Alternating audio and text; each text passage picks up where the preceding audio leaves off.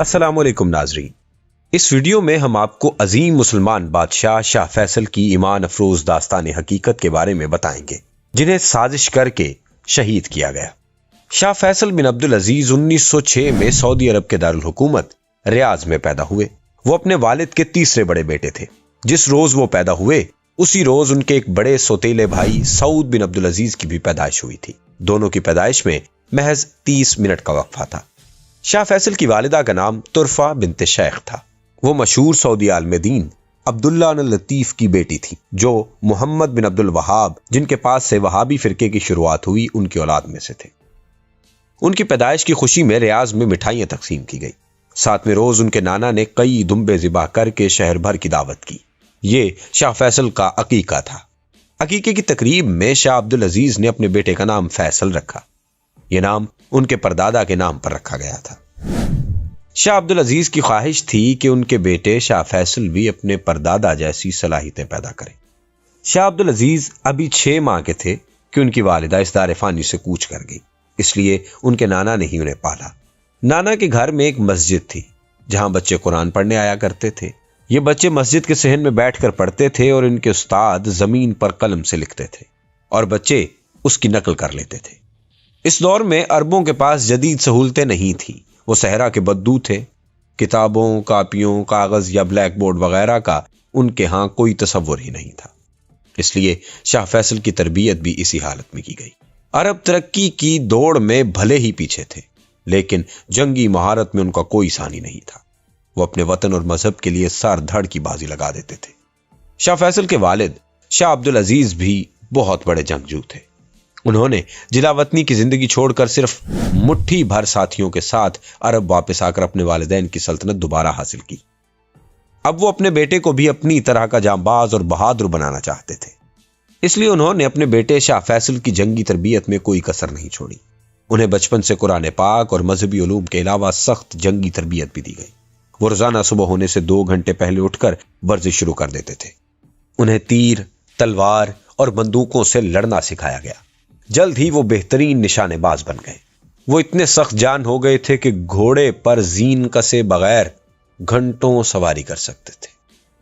صحرا کی تپتی ریت اور سخت پتھریلی جگہوں پر بھی ننگے پاؤں پیدل چل سکتے تھے۔ سخت گرمی میں بھی بہت دیر تک بھوکے پیاسے رہ سکتے تھے۔ شاہ فیصل نے صرف 10 سال کی عمر میں قرآن مجید حفظ کر لیا۔ جب وہ حافظ بن گئے تو اس خوشی میں ان کے والد نے ریاض میں جشن منایا۔ شاہ فیصل ایک گھوڑے پر بیٹھ کر پورے شہر میں گھومتے رہے۔ ان کے ساتھی طلباء اور قبیلے کے لوگ تلواریں لے کر گھوڑے کے سامنے رقص کرتے رہے۔ شہر کے لوگ بھی سڑکوں پر نکل آئے۔ ہر کسی کی کوشش تھی کہ وہ شہزادے کے پاس پہنچ کر انہیں مبارکباد دے۔ پھر شاہ عبدالعزیز نے اپنے بیٹے سے کہا کہ وہ ان کے لیے دعا کرے۔ حافظ قرآن شہزادے نے خدا کی بارگاہ میں ہاتھ اٹھا کر اپنے والد کی لمبی عمر اور کامیابیوں کی دعا بھی کی۔ شاہ عبدالعزیز نے اپنے بیٹے کو انعام میں جو پیسے دیے وہ انہوں نے اپنے استاد کو دے دیے، کیونکہ وہی اس انعام کے صحیح حقدار تھے۔ جب شاہ فیصل 11 برس کے ہوئے تو ان کے والد نے ان کی تعلیم میں دلچسپی کو دیکھتے ہوئے انہیں مغربی تعلیم دلوانا شروع کر دی۔ شاہ فیصل کو انگریزی پڑھانے کے لیے استاد مقرر کیا گیا۔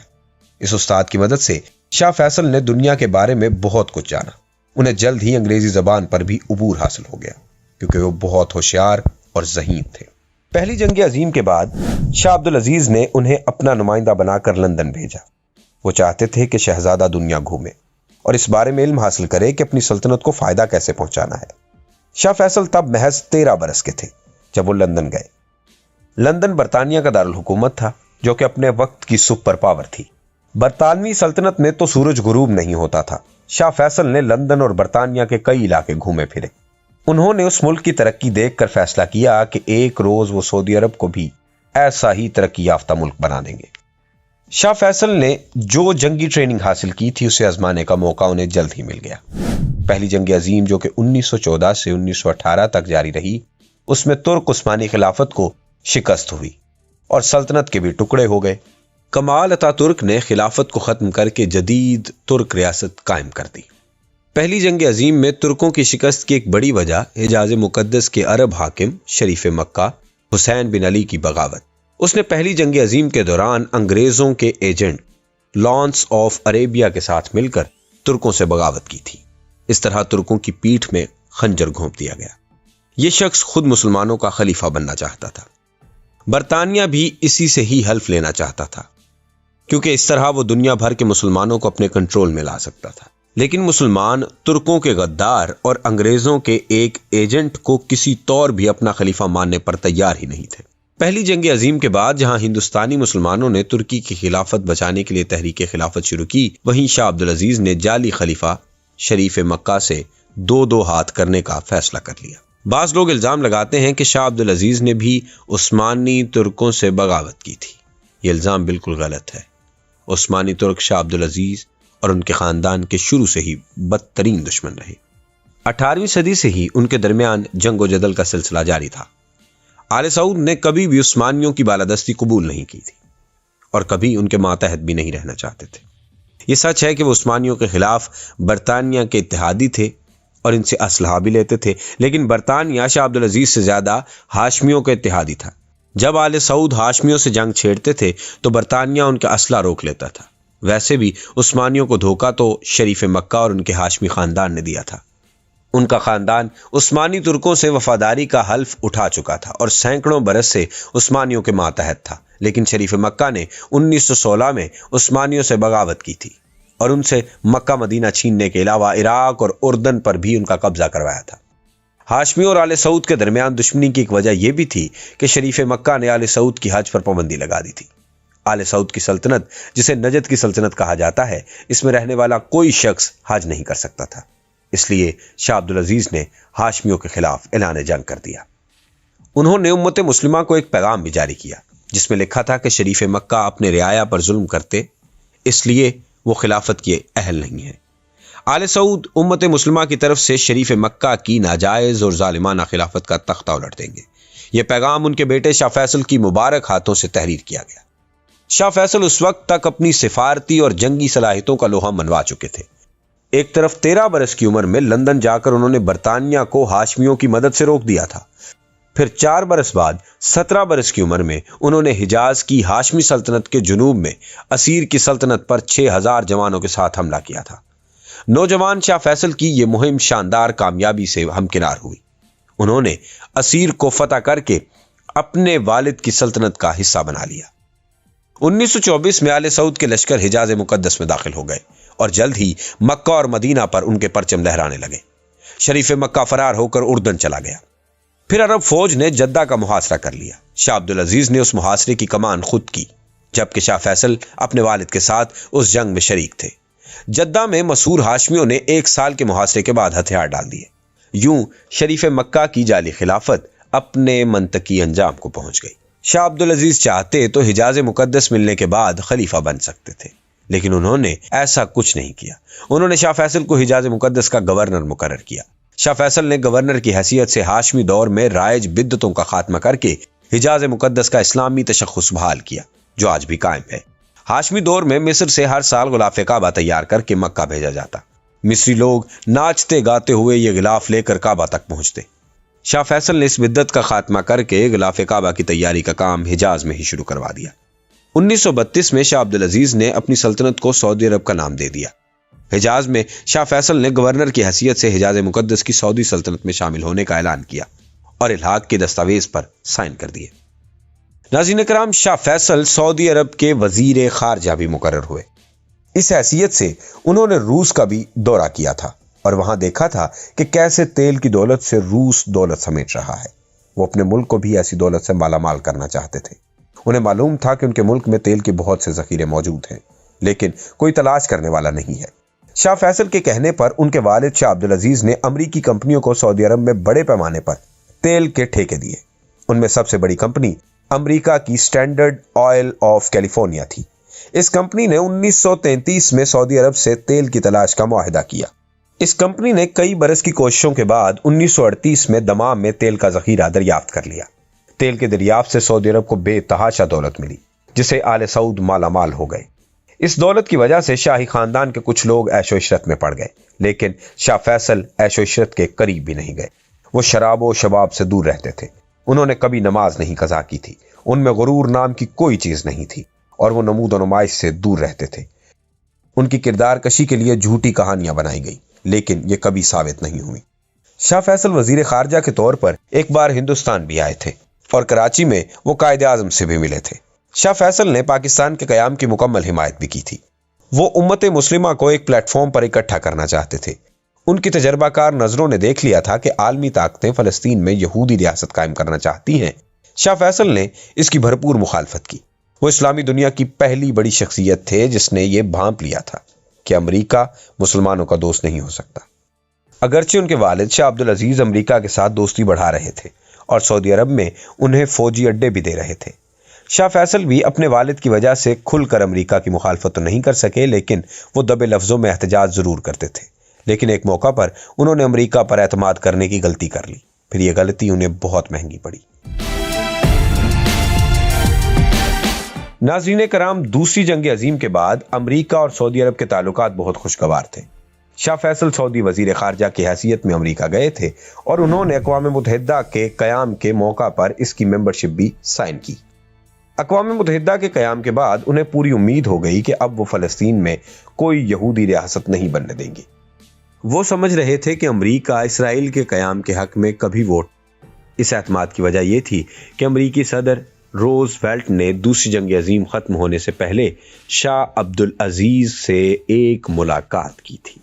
ایک امریکی بحری جنگی جہاز پر ہونے والی ملاقات میں امریکی صدر نے سعودی بادشاہ کو یقین دلایا تھا کہ اسرائیل قائم نہیں ہوگا، امریکہ اس کے حق میں ووٹ نہیں دے گا، یا کم از کم سعودی عرب سے مشورہ ضرور کرے گا۔ اس یقین دہانی کی وجہ سے شاہ فیصل بھی اس حوالے سے پر اعتماد تھے، مگر امریکہ پر اعتماد کرنا ان کی بڑی غلطی بن گیا۔ صدر روز ویلٹ تو دوسری جنگ عظیم ختم ہونے سے پہلے ہی چل بسے۔ ان کی جگہ ہیری ٹرومین امریکی صدر بنے، جو اپنے پیشرو کا وعدہ نبھانے میں کوئی دلچسپی نہیں رکھتے تھے۔ نومبر 1947 میں جب فلسطین کے مسئلے پر ووٹنگ ہوئی تو امریکہ نے اسرائیل کے قیام کے حق میں ووٹ دے دیا۔ جنرل اسمبلی کے 33 ووٹ سے اسرائیل کے قیام کے حق میں فیصلہ ہو گیا۔ اس فیصلے سے شاہ فیصل کو اتنا غصہ آیا کہ انہوں نے سعودی عرب واپس پہنچ کر کہا کہ اگر میرے بس میں ہوتا تو میں آج امریکہ سے سارے تعلقات ختم کر دیتا۔ لیکن مسئلہ یہ تھا کہ ان کے والد شاہ عبدالعزیز بادشاہ تھے اور وہ مصلحتاً امریکہ سے تعلق ختم کرنے کے حق میں نہیں تھے۔ شاہ فیصل کے ساتھ دوسرا مسئلہ یہ تھا کہ وہ ابھی فوری بادشاہ نہیں بن سکتے تھے۔ سعودی رواج کے مطابق بادشاہت پر ان کے سوتیلے بڑے بھائی سعود بن عبدالعزیز کا حق تھا، جو کہ شاہ فیصل سے صرف 30 منٹ پہلے پیدا ہوئے تھے۔ اس لیے ان کے والد شاہ عبدالعزیز نے انہیں اپنا جانشین مقرر کر دیا، حالانکہ وہ اپنے اس بیٹے کی صلاحیتوں کے اتنے قائل نہیں تھے کہ حسرت سے کہا کرتے تھے کہ کاش میرے پاس فیصل جیسے 3 بیٹے ہوتے۔ 1953 میں شاہ عبدالعزیز اس دار فانی سے کوچ کر گئے۔ ان کی جگہ سعود بن عبدالعزیز بادشاہ بنے اور شاہ فیصل کو ان کا ولی عہد مقرر کر دیا گیا۔ سعود بن عبدالعزیز ایک عیاش بادشاہ ثابت ہوئے۔ ان کی 100 سے زائد بیویاں اور لونڈیاں، 24 محل، بے شمار قیمتی گاڑیاں تھیں۔ وہ شراب کے بھی شوقین تھے۔ جب انہوں نے دیکھا کہ سعودی معاشرے میں ان کی شراب نوشی کو اچھی نظر سے نہیں دیکھا جاتا تو وہ امریکی کیمپس میں جا کر شراب پینے لگے۔ ان کے دور میں امریکہ سعودی عرب میں اپنے اڈے قائم کر چکا تھا۔ اس کی تیل نکالنے والی کمپنیوں کی کنسٹرکشن سائٹس پر امریکی انجینئرز کے رہنے کے لیے جو جگہ بنی ہوئی تھی وہاں کھلے عام شراب پی جاتی تھی اور عیاشی کا بازار گرم ہوتا تھا۔ بدقسمتی سے سعودی بادشاہ بھی ان محفلوں میں شریک ہوتے تھے اور وہاں بیٹھ کر شراب پیتے اور داد عیش دیتے۔ شاہ سعود کی عیاشی اور فضول خرچی اس حد تک بڑھ چکی تھی کہ دارالحکومت ریاض کی آدھی بجلی سے صرف شاہ کے محلوں میں ایئر کنڈیشنر چلتے تھے، ساتھ ہی نئے نئے محلوں کی تعمیر کا سلسلہ بھی جاری تھا۔ شاہ سعود کی بادشاہت کے پہلے چند برس میں ہی سعودی عرب کا قرض $200 ملین سے بڑھ کر $480 ملین ہو گیا۔ سعودی کرنسی ریال کی قیمت آدھی گر چکی تھی۔ قرضوں اور مہنگائی کی وجہ سے کئی سرکاری منصوبے روکنا پڑ گئے۔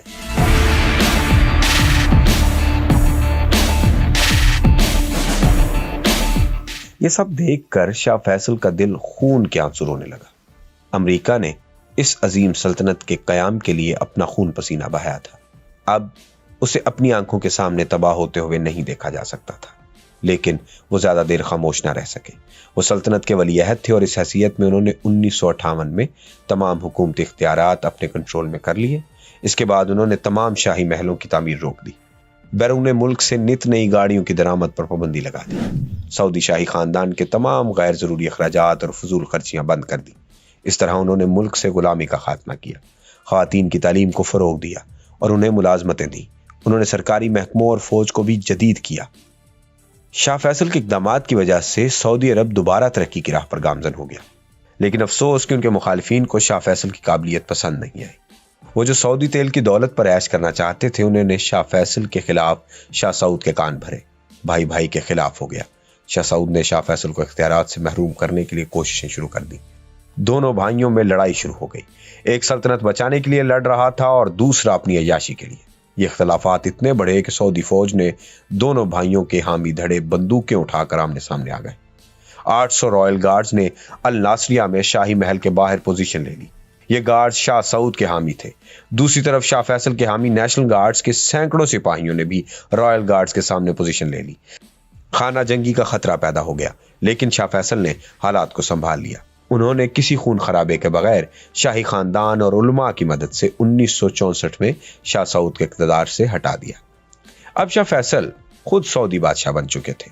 انہوں نے قرآن پاک پر حلف اٹھایا۔ شاہ سعود حکومت سے ہٹنے کے بعد ملک سے فرار ہو گئے اور پھر کبھی نہیں واپس آئے۔ شاہ فیصل کو حکومت سنبھالنے کے بعد جو سب سے بڑا چیلنج پیش آیا تھا وہ تھا اسرائیل۔ یہ وہ ملک تھا جس کے قیام کے شاہ فیصل سخت مخالف تھے۔ وہ یہ بات بھولے نہیں تھے کہ امریکہ نے ان کے ساتھ دھوکہ کر کے اسرائیل کا قیام کیا ہے۔ شاہ فیصل کے حکمران بننے کے چند برس بعد 1967 میں عرب اسرائیل جنگ چھڑ گئی۔ اس جنگ میں شاہ فیصل نے بھی اردن کی مدد کی، لیکن اس مدد کے باوجود اسرائیل نے صرف 6 روز میں اردن، شام اور مصر کو شکست دے کر مسلمانوں کے قبلہ اول بیت المقدس پر قبضہ کر لیا۔ اس یہودی قبضے سے جہاں ہر مسلمان کے دل کو ٹھیس پہنچی، وہیں شاہ فیصل بھی شدید متاثر ہوئے۔